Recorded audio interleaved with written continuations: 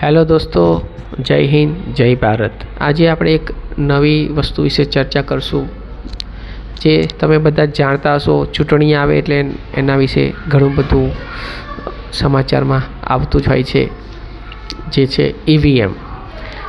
તો આ ઈવીએમ ખરેખરમાં હેક થઈ શકે, અને જો હા હોય તો પણ કઈ રીતે, અને ના હોય તો પણ કઈ રીતે। તો ઈવીએમથી થતા મતદાનમાં કશું જ થઈ શકે નહીં, સિવાય કે મતદાન વખતે જે તે મતદારની ગેરહાજરીમાં જે તે રાજકીય પક્ષો દ્વારા ચૂંટણી કામગીરીમાં રોકાયેલા પોલિંગ બૂથના કર્મચારીઓની મિલીભગત અથવા તો દબાણથી તે મતદારના નામનું બોગસ મતદાન કરાવવું હોય તે। પણ એક વખત ઈવીએમમાં મત રજીસ્ટર થઈ ગયા પછી એમાં કોઈ જ ફેરફાર કરાવી શકાતો નથી। તેમાં કોઈ રિવર્સ મોડ નથી કે ઈવીએમ કોઈ ઇન્ટરનેટ નેટવર્ક સાથે પણ કનેક્ટેડ હોતું નથી।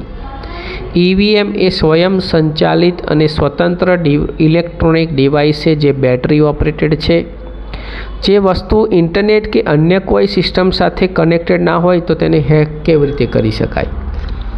તેમજ હવે ઈવીએમની સાથે વીવીપેટ પણ જોડાયેલું હોય છે, જેમાં મતદારે કોને મત આપ્યો તે 7 સેકન્ડ સુધી બતાવે છે, અને વીવીપેટમાં મતદાન અંગેની કાપલી પણ જમા થાય છે।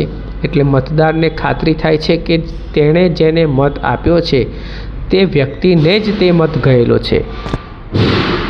આ ઉપરાંત મતદાન શરૂ થવાના અડધા કલાક પહેલાં જે તે પોલિંગ બૂથ ઉપર ઉપસ્થિત તમામ ચૂંટણી એજન્ટો, ઉમેદવાર દ્વારા નિમાયેલા તેમના કાયદેસર પ્રતિનિધિઓ કે જે એની હાજરીમાં 50 મતનો એક મોક પોલ કરવામાં આવે છે, જેમાં પ્રતિનિધિઓ દ્વારા કુલ 50 મત નાખીને તેનું પરિણામ તે પ્રતિનિધિઓને મતદાન મથકના પ્રિસાઇડિંગ ઓફિસર દ્વારા બતાવી મશીનની ખરાઈ કરવામાં આવે છે। બાદ તેમની જ હાજરીમાં ઈવીએમને પેપર સીલ વડે સીલ કરી મતદાન ચાલુ કરવામાં આવે છે। સીલ થયેલું ઈવીએમ મત ગણતરી વખતે જ ફરી ઉમેદવાર અથવા તો તેમના પ્રતિનિધિઓની હાજરીમાં જ ખોલી શકાય છે। ખોલતી વખતે તેમનું પેપર સીલ તૂટેલું નથી તેની પણ ખરાઈ કરવામાં આવે છે। આ રીતે ઈવીએમ કદી પણ હેક થઈ શકે નહીં। થેન્ક યુ, અસ્તુ।